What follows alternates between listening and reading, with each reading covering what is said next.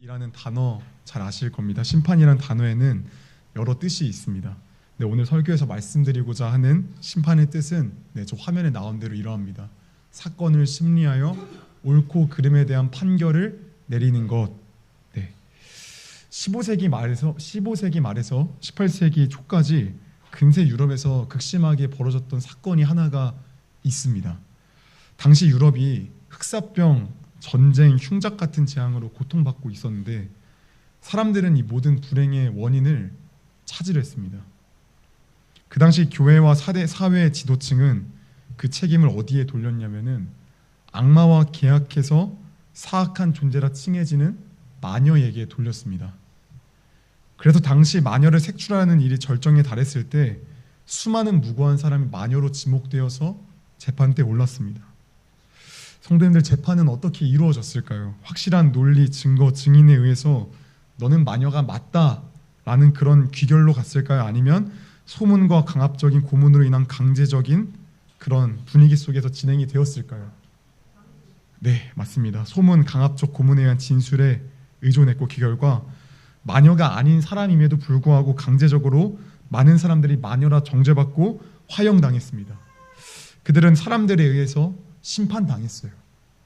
오늘날 우리는 이 사건을 뭐라 부르죠? 네 글자로 마녀사냥이라고 부릅니다. 중세의 무지함이 이러한 마녀사냥을 낳은 것만 같아요. 그런데 이러한 심판, 이러한 마녀사냥은 중세에만 있었던 일은 아닙니다. 인간의 역사를 쭉 살펴보면 언제나 마녀사냥은 존재했습니다. 그렇다면 오늘날은 어떨까요?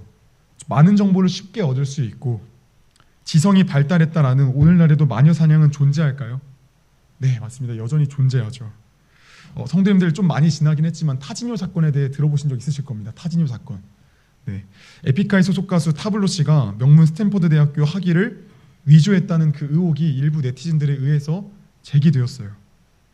타블로 씨는 대학과 방송국을 통해서 수많은 공식 증명 자료를 제시했죠.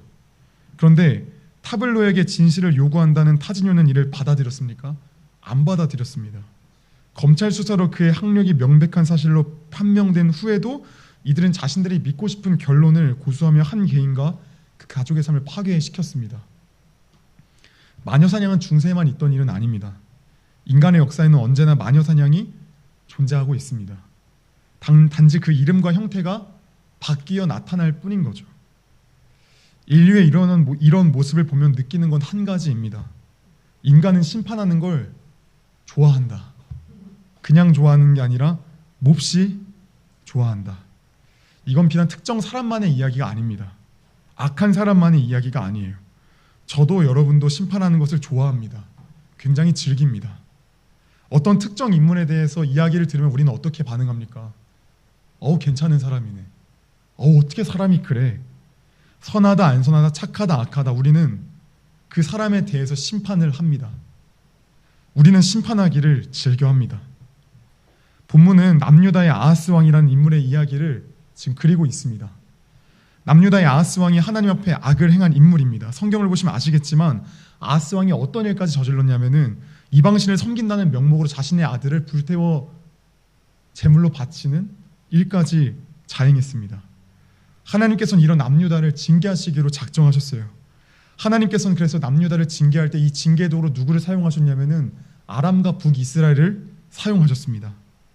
그렇게 남유다는 북이스라엘 아람과 전쟁을 하게 되었는데 이 전쟁에서 남유다는 참패를 당하고 맙니다. 그렇게 전쟁의 승전국인 아람과 북이스라엘은 많은 전리품을 획득했어요. 특별히 북이스라엘은 남유다 20만 명의 포로랑 수많은 노략물을 획득해서 북이스라엘로 돌아가고 있었습니다. 그런데 갑자기 선지자 오뎃이라는 인물이 나타나서 북이스라엘 사람들에게 이렇게 이야기를 하는 거예요. 너희는 왜 그들을 포로로 삼냐? 북이스라엘 백성들아, 남유다를 왜 포로로 삼아? 너희 형제 민족 아니야? 하나님이 너에게 그렇게 하라고 승리를 주신 줄 알아? 너희는 하나님 앞에 죄가 없냐? 너희 당장 그 포로들 풀어줘. 하나님의 진노가 너희에게 임박했다라고 이야기를 합니다. 오뎃 선지자의 말을 들은 북이스라엘 백성들의 반응이 어떠했을까요? 4명의 북이스라엘 지도자는 잡아온 포로들을 풀어줬어요. 성도님들, 북이스라엘 군인들은 남유다에게 있어서 마치 무엇과 같았냐면 심판자의 모습과 같았습니다. 심판자. 그런데 갑자기 이들이 선지자의 말을 듣더니 심판을 행하지를 않아요. 여러분, 어떻게 이것이 가능한 걸까요? 심판하기를 좋아하는 이들이 끝까지 심판을 행하지를 않아요. 어떻게 이것이 가능한 걸까요? 하나님께서는 아담에게 이렇게 말씀하셨습니다. 모든 동산나무의 열매는 너가 먹어도 돼. 그런데 딱 하나, 선악을 알게 하는 나무의 열매만큼은 먹으면 안 돼. 너 이거 먹으면 반드시 죽어. 그런데 아담과 하와가 어떻게 했죠? 뱀의 미혹에 넘어가서 선악과를 먹었습니다. 성도님들, 뱀이 어떻게 미혹했습니까? 여자에게 이렇게 미혹했죠. 하와야, 하나님이 선악과를 먹지 말라고 한 건 이거 너가 먹으면 하나님과 같이 될까봐, 선악을 알게 될까봐 하나님이 먹지 말라고 한 거야. 이러한 뱀의 미혹에 여자가 넘어갔습니다. 아담도 넘어갔습니다. 성도님들, 인간이 선악과를 먹음으로 말미암아 뱀이 말한 대로 하나님과 같이 되었습니까? 전에도 말씀드렸다시피 반은 맞고 반은 틀렸습니다. 선악과를 따먹었다고 해서 인간이 하나님과 같은 존재로 될 수는 없었습니다. 그러나 스스로 선과 악을 판단하는 자가 되어서 하나님이 된 줄로 착각하며 살게 되었습니다. 전에는 하나님이 옳다 하면 옳은 거고 틀렸다 하면 틀린 거였습니다. 하나님이 기준이었어요. 그런데 선악과를 따먹고 자신이 하나님 된 줄로 착각하며 살아가니 인간의 기준이 뭐가 되었습니까? 나 자기 자신이 되었어요. 내가 옳은 것이 옳고 내가 틀린 건 틀린 겁니다. 내가 옳다 하는 걸 저 사람이 틀렸다 말하면 우리는 어떻게 합니까? 우리는 바로 심판합니다. 아니, 너가 틀렸어. 내가 맞아.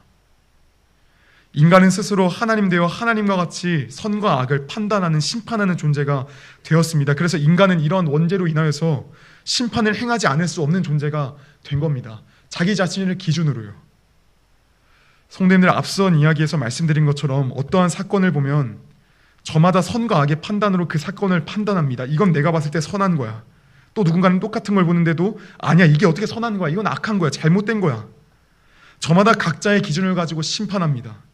이런 인간의 죄성이 절실히 드러난 성경이 있습니다. 어떤 책일까요? 사사기라고 저는 생각을 합니다. 사사기의 가장 대표적인 말씀 구절이 21장 25절에 나오는데 같이 한번 읽어보도록 하겠습니다. 같이 읽습니다. 그때 이스라엘에 왕이 없으므로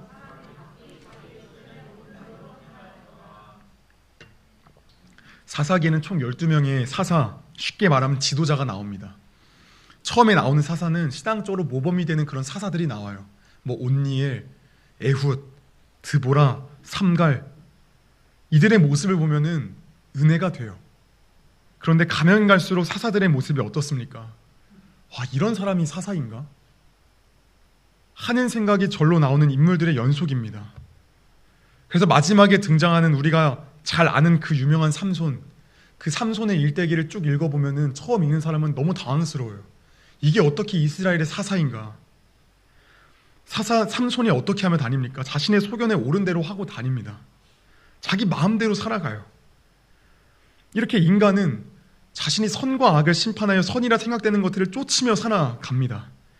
이렇게 인간은 원죄로 말미암아 심판을 행하지 않을 수 없는 그런 존재가 되어버린 겁니다. 그리고 또 이 심판을 살 때 내 생각대로 심판을 해야만 하는 거예요. 성도님들, 우리가 이 시대에 분노하는 게 뭡니까? 현대인들이 가장 많이 분노하는 게 뭡니까? 뉴스를 틀면은 어떤 악인이 나와요. 범죄한 사람이 나와요. 근데 그 사람에 대한 어떤 징역이 너무 낮은 것 같으면은 우린 참 많이 비난합니다. 심판받아 마땅한 사람은 심판받지 아니하는 게 너무 화가 납니다. 죄인들에 대한 판사의 선고결 너무 가벼우니까 현대인들이 막 분노합니다. 적절한 예는 아니었지만 우린 이렇게 내 기준에 따라 내 생각대로 그 사람을 심판하고 그 사람이 심판당하기를 우리는 원해요. 북이스라엘이 오랜 기간 동안 하나님께 반역을 일삼았어요. 북이스라엘의 초대왕 여로보암 때부터 이스라엘은 끊임없이 하나님께 반역했습니다. 베델과 단 지역에 금송아지를 세워가지고 이 북이스라엘 백성이 밑에 성전을 가서 예배드리면은 얘네가 남유다에 가서 살까봐 아예 여로보암이 그냥 여기 위에다가 그냥 박아놓은 거예요. 너희 밑에 가지 마. 이 금송아지를 하나님이라 생각하고 섬겨하면서 금송아지를 세워놨어요. 근데 이 금송아지 신앙은 이 여로보암 때만 있던 게 아니라 이 북이스라엘 내내 있었어요. 이뿐만이 아닙니다. 여호와의 절기를 내 마음에 원하는 대로 날짜를 변경하여 절기라 말하고, 제사장을 레위 지파가 아닌 자신이 원하는 사람을 세우면서 하나님을 대적했습니다. 그리고 이방 여자를 아내로 맞아들여서 바알과 아세라 신앙을 백성들 사이에 퍼뜨리기까지 했습니다. 북이스라엘은 하나님 앞에 고개를 들 수 없는 참 많은 죄를 졌습니다. 남유다도 거의 비슷합니다. 북이스라엘 지경까지 가진 않았지만 아슬아슬했습니다. 하나님을 잘 섬길 때도 있었지만 때로는 못 섬길 때도 많았어요. 그런데 아하스 왕 때는 이전과는 비교도 할 수 없을 정도로 영적인 상태가 심각했습니다. 북이스라엘 왕들의 길로 행하며 바알들의 우상을 부어 만들었고, 앞서 말씀드린 것처럼 자녀들을 불살라 우상에게 희생제물로 바쳤고, 산당제사, 이방신 숭배, 하나님의 성전기구 파손 등 온갖 악을 아하스 왕 때 행했단 말입니다. 그래서 하나님께서는 이 아하스를, 남유다를 징계하기 위해서 누구를 들어 쓰신 거예요? 북이스라엘과 아람을 들어 쓰신 거예요. 그런데 참 신기한 점은 똑같이 죄 있는 북이스라엘 들어다 쓰시는 겁니다. 하나님께서 북이스라엘을 통해 남유다를 징계하시려 할 때 하나님께서는 북이스라엘이 남유다를 징계하는 데 있어서 어느 정도의 선을 두셨던 모양이에요. 하나님께서는 북이스라엘이 남유다와 싸워서 전쟁에서 이기는 정도까지만 허락하셨던 모양이에요. 그런데 북이스라엘이 이 선을 어떻게 했을까요? 넘었을까요? 넘지 않았을까요? 넘었습니다. 선지자 오데시 하는 말을 우리가 좀 살펴보면 좋겠습니다. 한번 9절과 10절 말씀을 같이 함께 읽어보도록 하겠습니다. 그곳에 여호와의 선지자가 있는데 이름은 오데시라. 그가 사마리아로 돌아오는 군대를 영접하고 그들에게 이르되 너희 조상의 하나님 여호와께서 유다에게 진노하셨으므로 너희 손에 넘기셨거늘 너희의 노기가 충천하여 살육하고 노예로 삼고자 생각하는도다. 그러나 너희는 너희의 하나님 여호와께 범죄함이 없느냐. 아멘. 오데시들을 강하게 질책합니다. 성도님들, 지금 북이스라엘 군인들이 어떤 선을 넘은 겁니까? 성경에 의하면, 오데세 말에 의하면 이들이 노기가 충천하여 백성들을 사륙하였고 동족을 노예 삼으려 했다라고 밝히고 있습니다. 성도님들, 왜 북이스라엘은 하나님께서 허락하신 그 선을 넘었던 걸까요? 왜 그랬던 걸까요? 우리는 오데 선지자의 말 가운데 이 부분을 좀 주목해 보면 좋겠습니다. 노기가 충천하여라는 말에 좀 주목했으면 좋겠어요. 성도님들, 노기가 충천했다라는 게 무슨 의미일까요? 노기라는 단어가 구약 성경에서 총 6번 사용됐습니다. 6번. 근데 그 중에서 3번, 절반가량이 어떤 용례로 사용됐냐면은 하나님의 진노를 표현할 때 사용된 단어예요. 그러면은 이 말이 무엇을 의미할까요? 북이스라엘이 노기가 충천하였어요. 하나님과 같이 진노하였어요. 그래서 자신이 심판자가 되어서 내가 원하는 만큼의 심판을, 자신들의 진노를 남유다에 쏟아붓는 겁니다. 자신 마음에 합당한 대로 사륙하는 겁니다.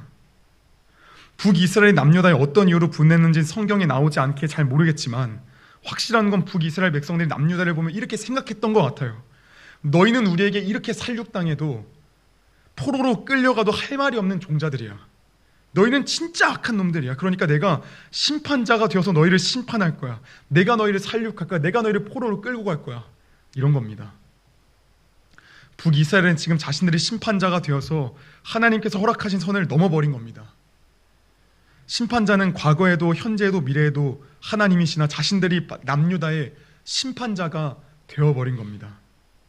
그래서 하나님께서는 오대 선지자를 통해서 북이스라엘 백성들에게 너희가 행하는 것이 잘못되었다라고 지금 밝히고 계시는 겁니다. 오대 선지자의 말을 좀 풀어서 의역해서 말씀드리면 마치 이런 것과 같아요. 북이스라엘 백성들아, 너희는 너희의 하나님 여호와 앞에 범죄함이 없느냐?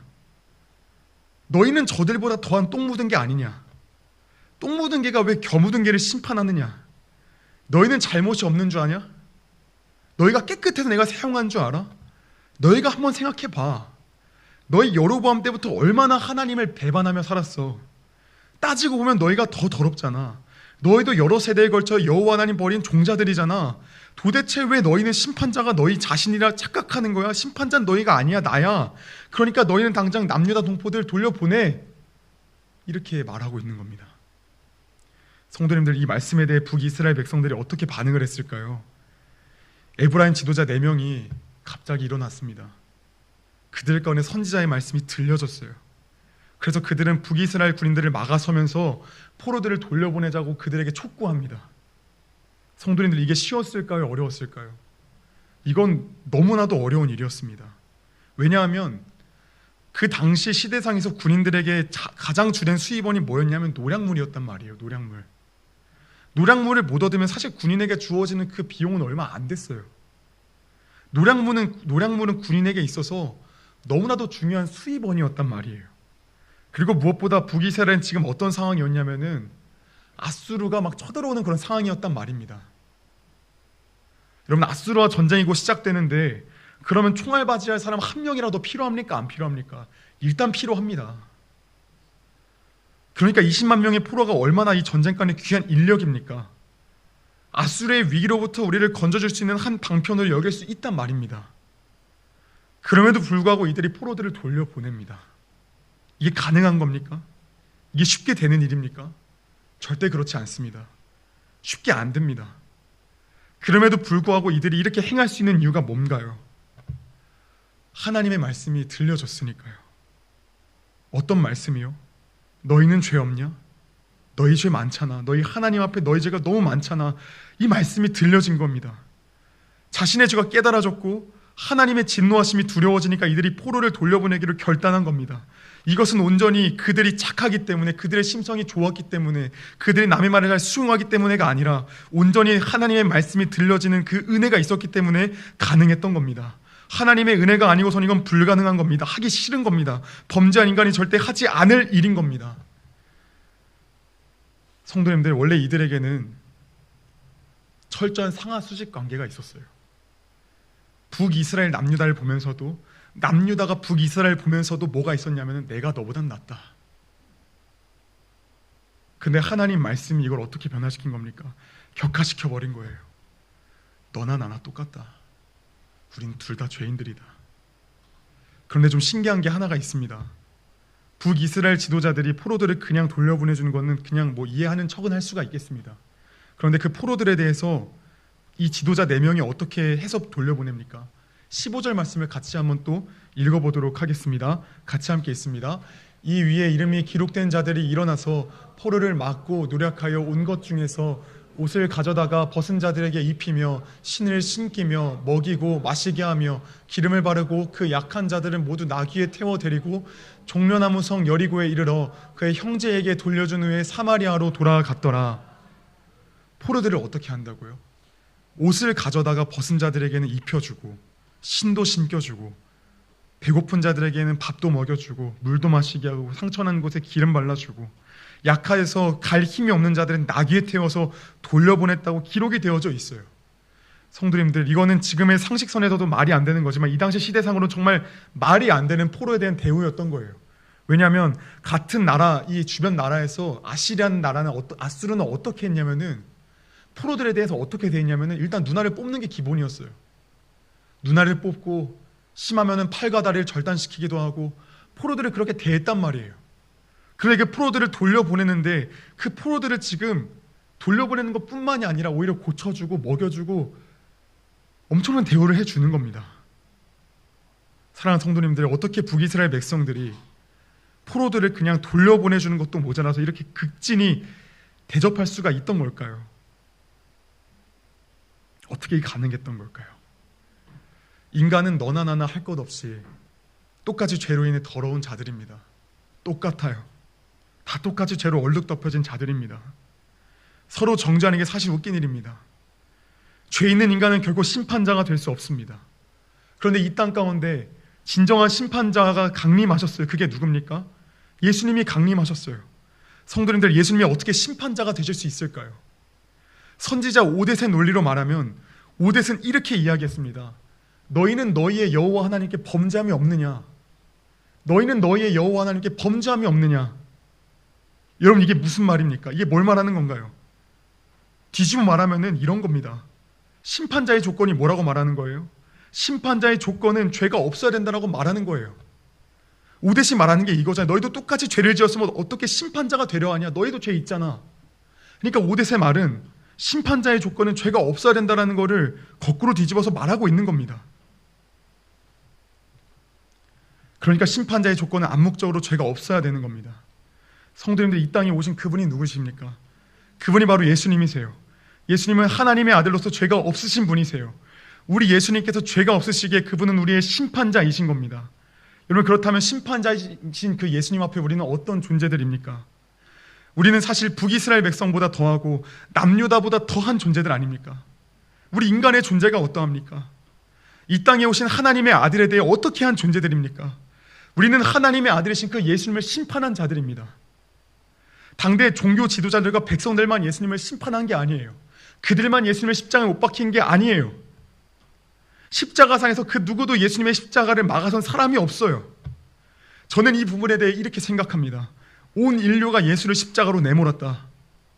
우리가 그 역사의 현장에는 없었지만 우리가 만약 그 역사의 현장에 있었다면 우리는 그 예수를 십자가에 더 매몰차게 내몰았을 겁니다. 우리 여기 모인 한 사람도 그 예수를 십자가에 못 박지 않은 사람이 없습니다.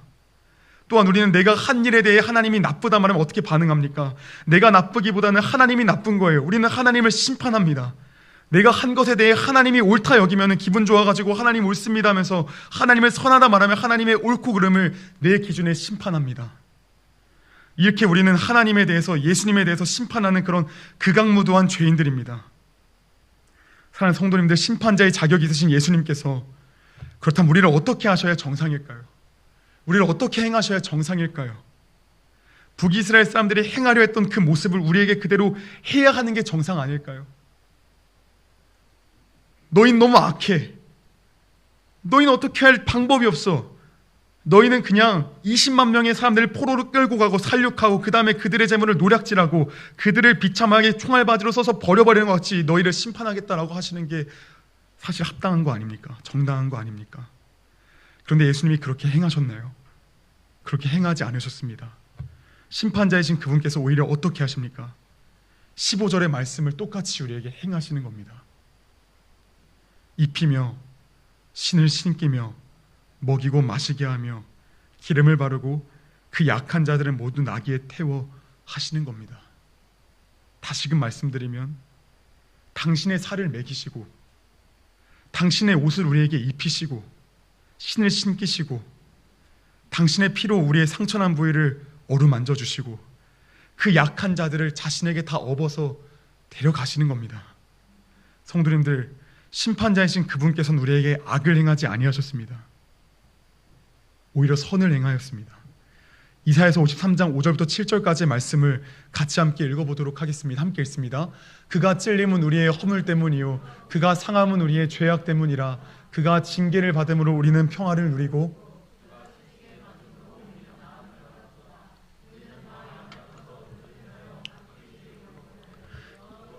우리 모두의 죄악을 그에게 담당시키셨도다. 그가 곤욕을 당하여 괴로울 때에도 그의 입을 열지 아니하였으며 마치 도수장으로 끌려가는 어린 양과 털 꺾는 자 앞에서 잠잠한 양같이 그의 입을 열지 아니하였도다. 아멘. 그분께서는, 진정한 심판자 되신 예수님께서는 십자가에서 못 박히실 때에 잠잠하셨습니다. 사람들이 그를 향해 침뱉을 때에 예수님께서 뭐라 말씀하십니까? 아버지여, 저들이 하는 일을 알지 못합니다. 용서해 주옵소서. 무지한 우리는 그를 심판했어요. 무지한 종교 지도자들, 무지한 우리는 저 예수가 우리의 소원과는 달라, 내 기준과는 달라, 내 선과는 달라, 그러니까 저 예수를 십자가에 못 박자 하면서 우리는 그 예수를 못 박았어요. 그런데 그분은 우리를 심판하지 않으셨어요. 진짜 자격 있으신 그분은 우리를 심판하지 아니하시고 오히려 십자가에서 죽으심으로 말미암아 예수님의 칭의의 옷을 우리에게 덮어주시고, 또한 예수님께서는 예수님의 피로 우리를 기름 부어주시고 상처난 부위를 닦아주시고, 우리 예수님은 그렇게 우리를 세우셨습니다. 예수님은 그런 분이십니다. 그래서 오늘 말씀에서 이야기하는 바는 바로 그겁니다. 예수님이 어떤 분이신지를 이 말씀을 통해 우리에게 증거하고 보여주시고 있는 겁니다. 사랑하는 성도님들, 우리가 심판하는 이유가 뭡니까? 제가 심판하는 이유가 뭡니까? 학교를 가면은 참 재밌습니다. 최근에 원우 회장님이 어떤 한 잘못을 저질렀는데 여론이 뜨겁습니다. 저런 게 어떻게 원우 회장이냐, 당장 나와라, 당장 사임해라, 이런 말들이 많습니다. 우리가 왜 심판합니까? 심판한 이유가 뭡니까? 내 죄가 안 보이니까요. 나는 의로우니까요. 나는 저 사람보다 낫다라고 여기니까요. 또한 그 예수님이 이 죄를 덮어줬다는 것을 모르니까요. 그렇기 때문에 나는 저렇게 될 일이 없다고 생각하니까 우리는 늘상 심판하며 살아갑니다. 여러분, 우리 이런 말 참 많이 하지 않습니까? 저 사람 어떻게 사람이 저럴 수가 있을까? 이 말에 담긴 뜻이 뭡니까? 나는 안 그런다라는 게 담겨 있습니다. 우리는 우리가 정죄하는 사람과 같이 될 수 있습니다. 우리는 구원받았음에도 여전히 죄성을 가진 연약한 인간이기 때문입니다. 우린 너무나도 연약하고 추악합니다. 사랑하는 여러분, 그런데 우리가 만약에 우리를 사랑하시는 진정한 심판자이심에도 불구하고 우리를 여전히 안아주시고 치유하시고 입히시고 먹이시고 성령의 기름을 더하시는 그 예수님을 우리가 조금이라도 안다면 제가 그렇게 살아갈 수 있겠습니까? 우리가 그렇게 살아갈 수 있겠습니까? 그렇게 못 삽니다. 그런데도 제가 이렇게 살아가는 이유는 제가 그분을 모르니까요. 저는 그분을 잘 모르니까요. 사랑하는 성도님들, 우리는 심판자 되신 그 예수님의 사랑과 은혜를 알아야 합니다. 우리는 우리를 덮으시고 먹이시고 입히시며 여전히 우리를 이끌어 가시는 그 예수님을 날마다 알아야 합니다. 우리가 그 예수님을 알며 나아갈 때 우리는 우리의 입을 닫을 수밖에 없습니다. 우리가 아무리 입을 닫읍시다라고 말해도 우리는 입이 열려져요. 왜냐하면 심판하는 건 재밌거든요. 즐겁거든요. 남을 정죄하는 건 참으로 흥분되거든요. 왜냐하면 그 안에 내가 너보다 낫다라는 의로움이 내 안에 내포되어 있기 때문에 재밌거든요. 그런데 나라는 사람이 그보다 더 극악무도한 죄인이라는 사실을 깨달아지게 되면 부끄러워서 할 수가 없습니다. 내 얼굴에 침을 뱉는 거기 때문에 할 수가 없습니다. 그 예수님을 사랑으로 말미암아 할 수가 없습니다. 사랑하는 성도들, 그래서 우리는 그분을 알아야 합니다. 심판자 되시지만 우리를 심판하지 아니하시고 그저 사랑으로 안아주시며 날마다 우리를 기다리시는 그 예수님을 우리는 알아야 합니다. 그분을 알므로 말미암아 우리는 더욱더 그분 앞에 무릎 꿇고 우리의 삶이 변화되어져야 될 줄로 믿습니다.